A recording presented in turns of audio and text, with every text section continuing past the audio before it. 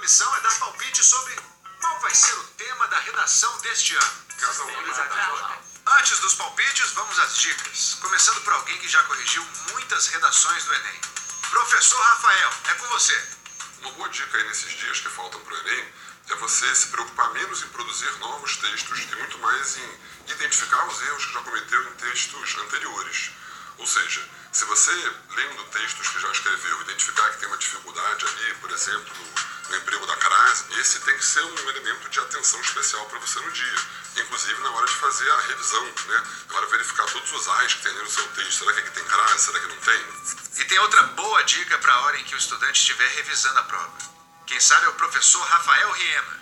O aluno não deve repetir palavras, repetir conjunções, preposições, elementos de conexão. Essas repetições têm de ser evitadas a todo custo. A repetição de termos realmente ajuda a derrubar a nota, então ele tem de ficar atento para desenvolver um repertório diversificado, que é não repetir conjunções, é empregar pronomes demonstrativos, pronomes oblíquos, a fim de articular bem as partes do texto.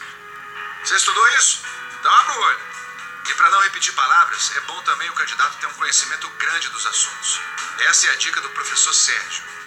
O importante nesse momento é investir primeiro em repertório.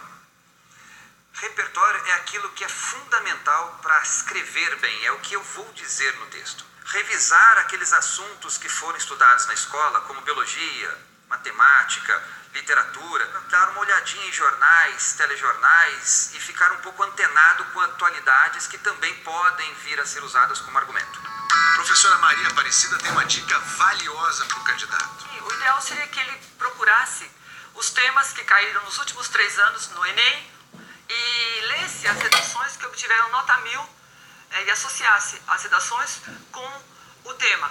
E aí ele poderia tomar aquilo como modelo do que ele poderia fazer.